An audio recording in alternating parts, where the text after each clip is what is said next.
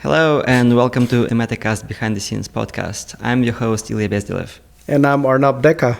We are co-founders of Metacast, super dead simple podcast app that's also very powerful. And we'll talk about the positioning a bit later in this episode. Metacast is a podcast app that's very, very easy to use, but it also has some super powerful features like transcripts, and you can bookmark things that you've liked, or you can also share specific parts of the episode. It's really awesome. Check it out at metacast.app, and we will do more product placements as we record this episode. So today we are going to talk about a few things that we are working on. So it will be basically an update episode, but you will also learn something new because we're going to talk about some of the administrative stuff that we have to do to launch the app in the Apple App Store and Google Play Store, namely DUNS. DUNS. So yes, stick around if you want to learn more about the shit show that you would have to go through if you are in our shoes. And also this episode is a 30-minute challenge. I know we've been talking for over a year now how we should record shorter episodes, but we never do. But this time we will try to. Okay, we're 2 minutes in. Let's go, Ilya. Come on. Let's go, yeah. It's just like sometimes I listen to these episodes, like I was listening to the Aboard podcast, which is by Rich Ziadi and Paul Ford, the guys who used to do the Postlight podcast, also known as Track Changes. They always are able to fit it within 30 minutes, and it feels informative and not rushed. Somehow we never can fit anything under an hour. Maybe our sweet spot is an hour, but we'll try. Let's see. Okay, we're 3 minutes in. Let's go.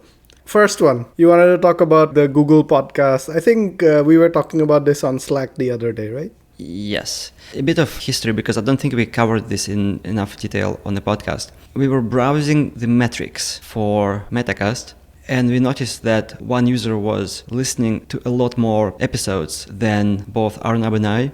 So basically we had a power user who was even more power user than us, because we also test a lot. So even with all of our testing, that particular user was consuming even more content than we did.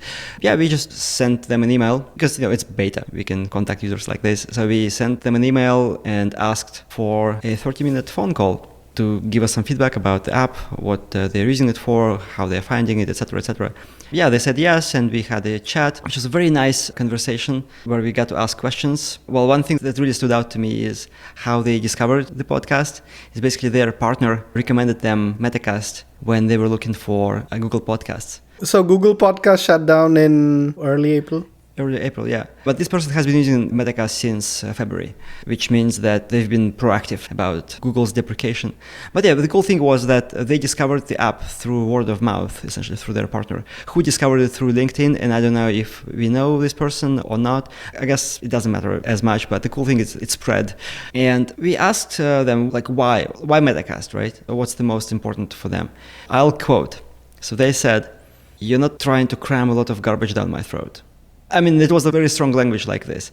And I'm like, wow, please explain.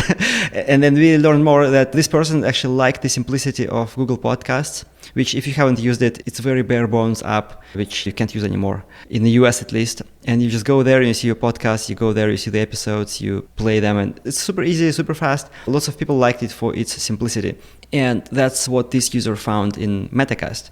And we were like, how about the transcripts and bookmarks and all that other stuff that we are very proud of? And they were like, I don't use any of those. Yeah. But also what we have discovered is that they listen to mostly news podcasts, and they listen to them as soon as they come out. So basically, like early morning, they prep for work, they walk to work, and a bunch of these podcasts like Financial Times, Daily, and others, they publish the episodes and they just listen to them. By the time they start listening, the transcript usually is not available yet. And also, that kind of content, the transcripts aren't really super useful anyway. You don't need to refer back to it. Yeah, unless you really want to share maybe like some kind of news that would be interesting to someone who hasn't heard this yet, but it wasn't the use case for this person.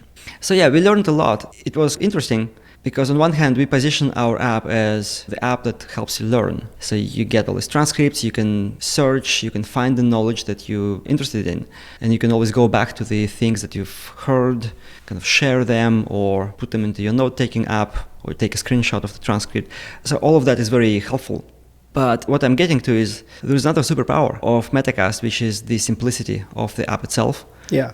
The intuitiveness. It's very intuitive, yeah. It has always been our principle to make it intuitive. I think part of that is also PTSD from Amazon, because Amazon's products are far from being intuitive, at least the enterprise products that we worked on. And it's mostly dictated by the infrastructure, the rules, the design system, the interfaces with other products. It's just complexity. There's a lot of complexity. Politics with other orgs. Yeah, politics with other orgs, yeah, you have to like concede the button color to somebody else so that they collaborate with you. I'm just kidding, but it's like, but it's kind of like that in a way. Because they may want a certain thing, like the other team wants a certain thing that you think doesn't belong here, but otherwise they will not collaborate, so you sort of negotiate and you always come in the middle, yeah.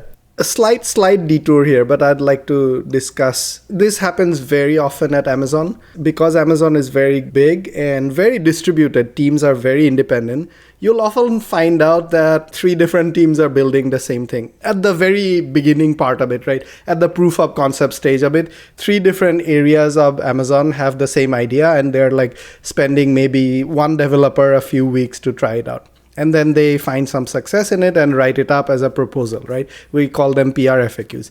At that phase, leadership figures out that, okay, 3 different orgs are building this. Why don't we consolidate this? And that's where the politics come in, because maybe one of those orgs will concede that, okay, fine, you build it, but you must use our backend to build this. Or you must use this software to build this, which we built, so that they also get a share of that pie. And this is where things get more and more complex and all that. So. Yeah, and then you get individual contributors who really banked their career on this thing, and now it's being taken away, so they want to be involved. And then you end up with these Frankenstein project structures for this.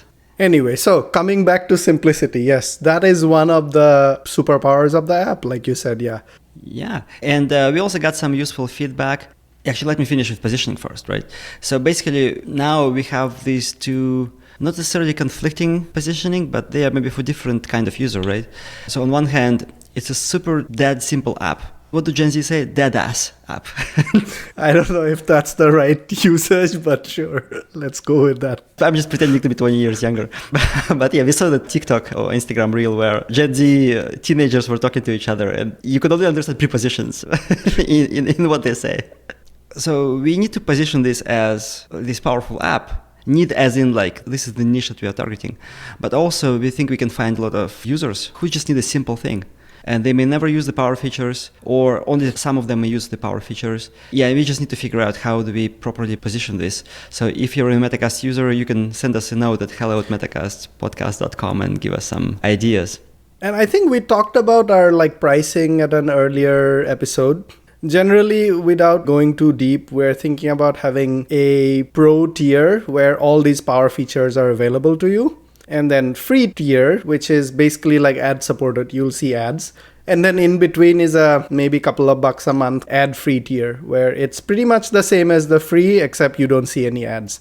And talking to this user as well as looking at more and more data, it gives us some feeling that that segment of users will also basically falls into this niche that you're talking about, Ilya. And I think one way to spread, like you said, spreading the basically marketing, but word of mouth marketing, right? Another angle to that is writing up blog posts and SEO through like Google search and that sort of thing. So that's the other thing you're thinking about. And we set up a blog system and you're going to write up a Google podcast comparison and things like that. Yeah. Yeah, by the time this episode comes out, we hopefully already have the blog post up, because I want to be working on it actually in the next couple of days. We need to do a bit of extra styling on the blog. So it's not like I just write a blog and publish it. So we need to finish a bit of the CSS trickery. I think in the next 2 or 3 days, I should be able to get it done. Well, you also need the Android. Although you can't actually use Google Podcast anymore. So what's the point? Yeah. Yeah, but I have used it before. So we needed to write one of those posts that will be like, oh, here are different apps that you can use to replace Google Podcasts, but Metacast is the best.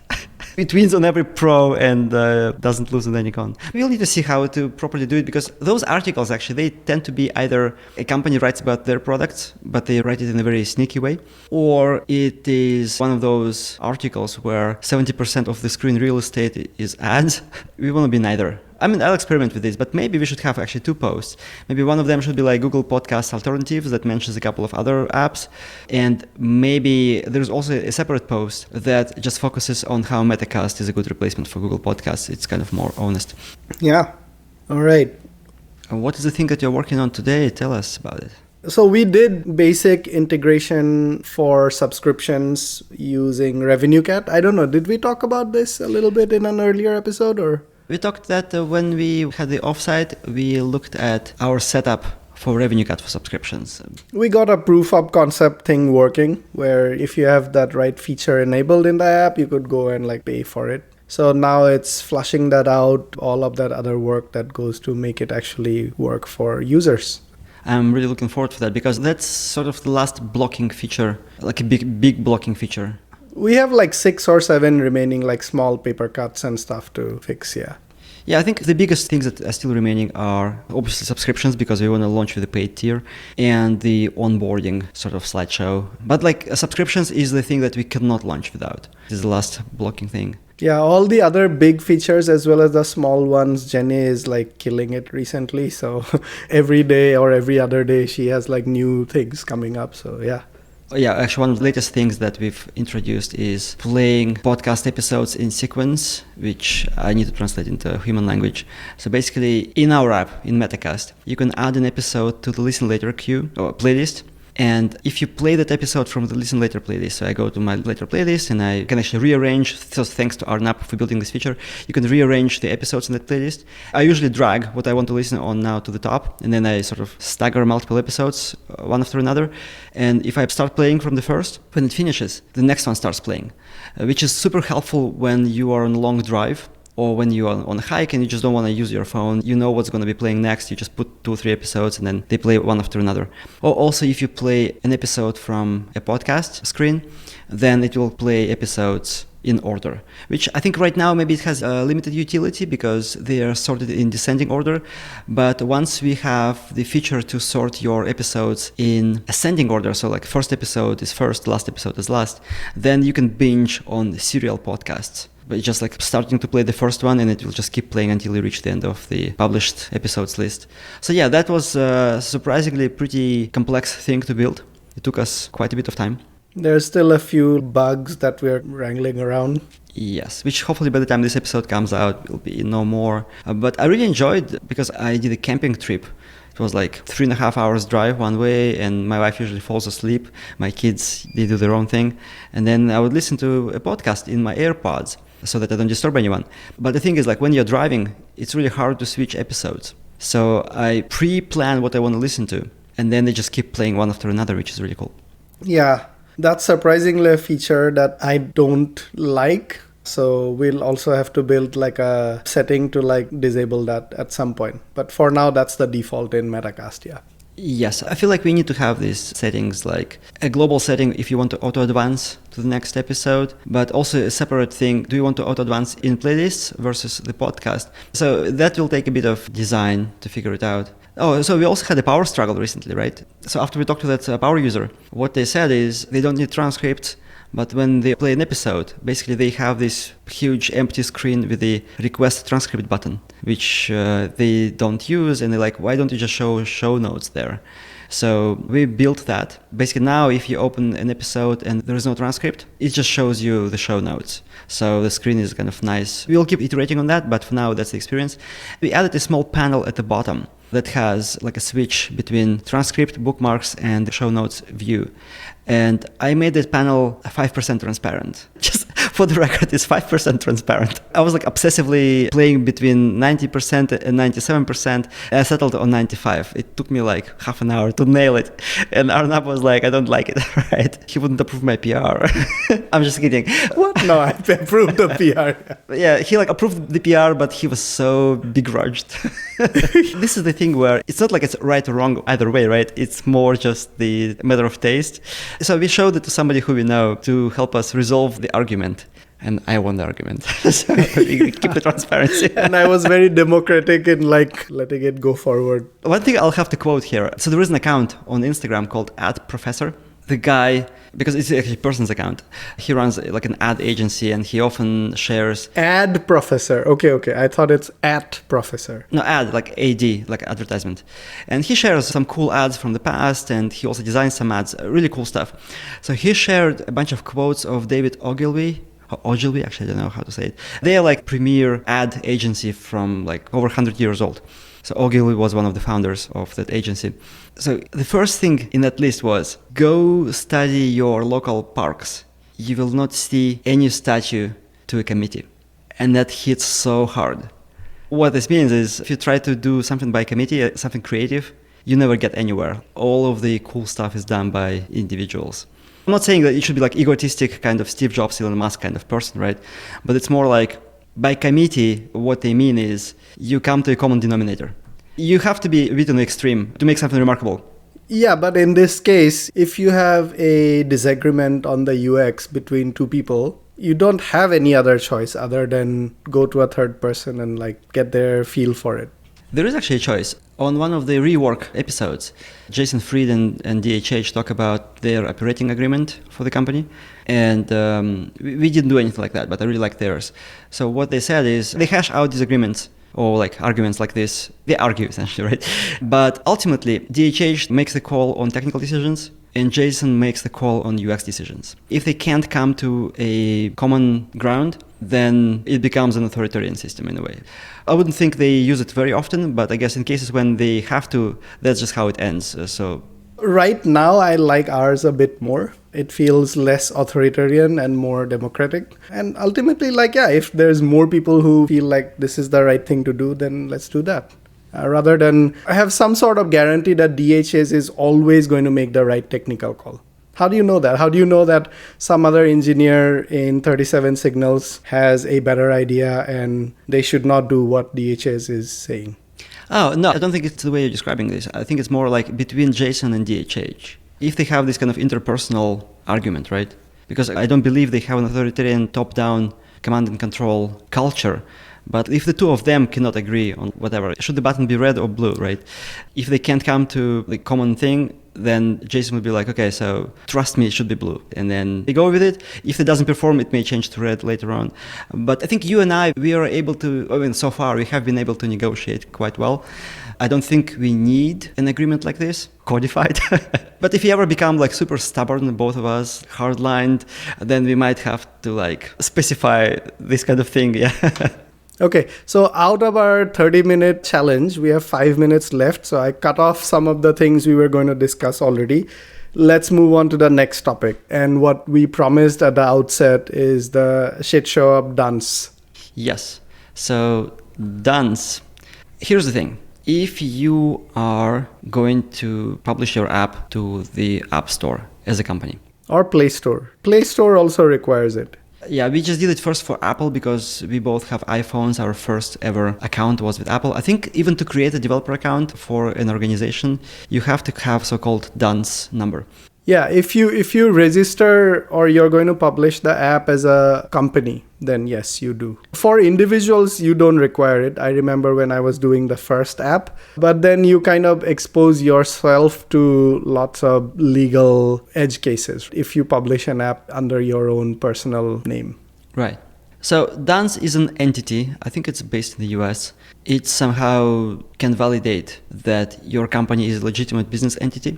They probably have some kind of interfaces with different states and governments because they do it worldwide, not just for the United States. I assume they probably have some partners in other countries. I don't know how exactly it works. But you basically just tell them, okay, we are Metacast Inc., incorporated in the state of Delaware. This is our employment identification number or the tax number or whatever the details they ask for, right? Like the address. And then they validate that you are who you say you are and give you a so-called DUNS number, which you submit to Apple and then later to Google as well. I mean, not later, but we did it later. And that's how they know that you are a legitimate business. Business as in like legally legitimate incorporated business in the country with the address, etc., etc. Quick question. Do you know if they can do this for like international companies also, or is it just for US companies? Yeah, I think they do it worldwide. That's why maybe it's so valuable to Apple. Apple probably could agree with the US government in the States. I'll just say this, that the DUNS user experience is horrendous. And there is no alternative, so you have to go through this. And I remember we had to open a ticket, they misspelled my name. So imagine this, right? You type your name in a form, and then the actual registration comes back with a misspelled name, which means only one thing, somebody had to type it. And to correct that name, there is no form you can go and do, at least not initially. I think we had to open a ticket and then they got back to us within 3 days or so. The initial setup was fairly straightforward, but UX-wise it was pretty bad. So then we wanted to change the address because we got another email from Apple saying that if you want to publish an app in the EU and charge money for it, we have to be classified as a trader. And whenever I say this, in my head I hear a traitor, like you betray somebody. So we were like, okay, so I don't want my home address to be published on the Apple App Store because that's what this whole trader thing will lead to. I didn't want my home address to be on the App Store, so we signed up for an official business address. And I signed into DUNS. I was trying to make a change. Couldn't find anywhere where you do this. I think there was like a form, but when you go there, you fill in all of the details in the form, and it just shows you an incomprehensible error. And I tried it multiple times over the course of multiple days, and it was just infuriating. So eventually I tried to open the support case. It didn't work because I had to create another account just for the support case system. It was funny. Yeah, the support agent sent me a link, like a secret link that you have to use to update the DUNS information if you need it for the Apple developer account. And I think Google just piggybacks on the Apple developer account and just uses the same thing. So I submitted the change of the address and also changed my name because even after they resolved the ticket a year ago, they still haven't changed my name. It was still misspelled as LLYA. Do they require some sort of address proof for the address change? Of course, right? Yes, they required invoices from somebody. And so we had to first change the address on some of our vendors. And then we had to wait for the bill, for the invoice. And when the invoice came out, I downloaded that and I submitted it to DUNS. So the first time it comes back, I see that they changed my name finally, but the address is still unchanged. And so I go to the support case thing and I'm starting a chat. So, just to ask for the status of the case, it takes about 15 minutes of the interaction with the agent. There are very long pauses in responses. It just takes time. And then they tell me, whatever, the 3 days haven't lapsed yet, 3 business days, so maybe come back in 3 days. So after 3 days, still no change. I think I opened the support case again or did the chat again. I don't remember anymore. And then immediately after that, I get an email that our address has been updated. So basically, somebody is sitting there manually reviewing those things, probably making mistakes by missing, maybe because we were changing 2 things, the name and the address, they only did the name thing, but not the address. So this whole thing, I'm like, I don't like when I don't have a choice. Apple made a king out of DUNS, and then Google sort of piggybacked on that. And we just have to live with that. But then again, you do see why Apple wouldn't want to get into this themselves. They don't want to be the arbiter of a million companies all over the world changing their addresses and whatnot and all that. They just offloaded all this to somebody. True. I wonder why there is no competition to this, though. I mean, there must be some YC startup to disrupt the DUNS number monopoly. If you can partner with Apple, then I think, you're set. Yeah. Cool. Let's quickly go through our traditional topic of what we are reading and listening to. So how about you, Arnab? I'm about 25% left in the 3rd book of the 3-body problem. A bit sad that it's going to be over soon. But also I'm feeling a bit weird about the 3rd book now, where if you know the ending, because I'm now going through it the 3rd time, there's a lot of unnecessary meandering through a lot of things which ultimately none of this matters because something else just abruptly ends the whole thing at the end without giving too many spoilers. I don't know what you think about. My favorite chapter in that book, I'll avoid spoilers, I'll be very opaque here, but remember that chapter where you have a character you have not encountered before who sends out a foil into the space and then the chapter is over. And then they just continue doing whatever. The old plot returns. Okay, I think we'll have to talk about it off the record so that we don't give away spoilers, but I'm not getting it exactly. You're not getting it, okay. But if I tell you what it is, it will give spoilers. But after I finished, maybe 3/4 into the book, I'm like, wow, that's what that chapter was about. So I had to go back and read it. Right. And then I'm going through slowly the Microsoft episode on the Acquired podcast. Pretty good so far, yeah. This is basically like a book about Microsoft. Yeah, I think this one is also about 4.5 hours, if I remember, yeah. Yeah, it's very long. I'm afraid to even start it. It's so long. So I've been listening to a couple of podcasts because I was camping for the last 4 days. And I wanted to listen to something that has nothing to do with business or technology or any news or anything. A few weeks ago, I stumbled upon a comment on Reddit. It was subreddit r/ayahuasca. And the guy was talking about aliens, and I don't know, we'll probably have to market adult content now, but like having intercourse with aliens. Okay. Yes, but actually I know someone who had visions of doing just that, so it kind of piqued my interest, right? So I started reading and then clicked at user. I started seeing what else he posts because I just wanted to understand if it's some kind of like lunatic or not based on their other participation in other subreddits. Turns out the person is pretty reasonable and he has a podcast. It's called The Point of Convergence. The podcast cover has like a little gray alien head on it. I started listening. So I listened to, I think, 4 episodes so far out of 100. So the guy actually, it feels like a lecture. So he reads a lot of literature, research, some kind of like secretly leaked documents, all that.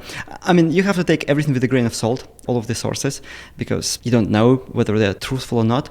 But some of the logical arguments that he was making about, shamanism being the oldest religion, when people go into trance or like kind of ecstasy state or sort of plant medicine-induced states, they encountered all sorts of entities that they get downloads from from the cosmos, right?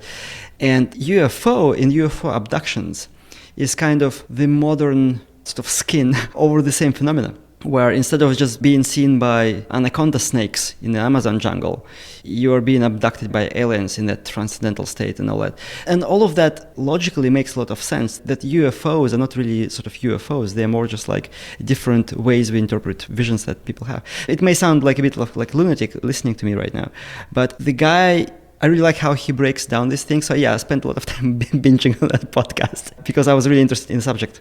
Is it like a narrative style podcast? It's narrative style, very well produced, very well read. So it feels like a lecture.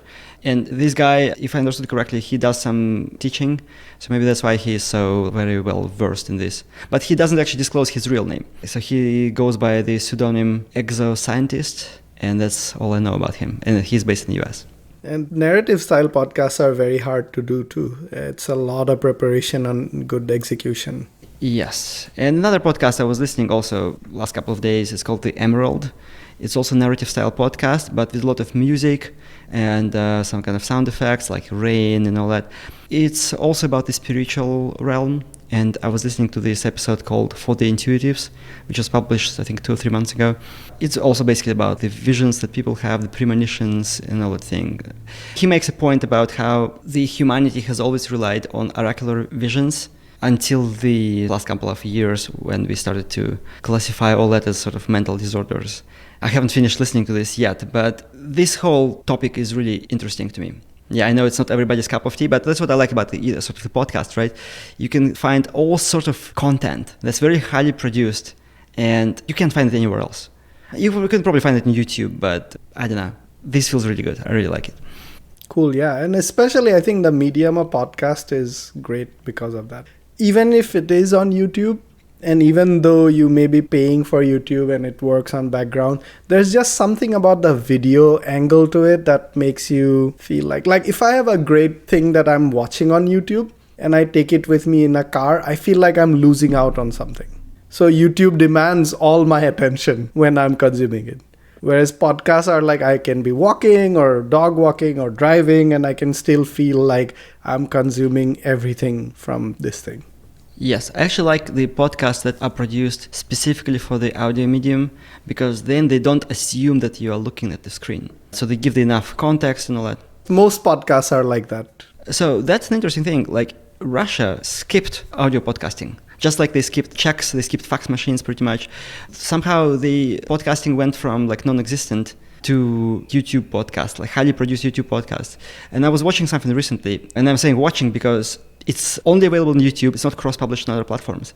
Also, like when somebody starts to talk, like one of the guests, and they have pieces of important information printed on the screen without being vocalized. And if you're not watching, you're missing on that. Sometimes you don't even know who the person is who is talking. If you have multiple guests, you have no idea who is talking unless you read. And I don't like that. I prefer the audio-only medium. Yeah, that's why we are fans of podcasts and we are building our own podcast app, which you can download at metacast.app. It's in beta right now. Yes, and it will not try to cram down video down your throat, so you can just enjoy the audio-only production there. It's very easy to use, and it also has transcript and bookmarks. It has both the simplicity and the power features, and we still have to figure out how to pitch this without confusing anyone. Great. Yeah. Thanks for listening. See you in a couple of weeks.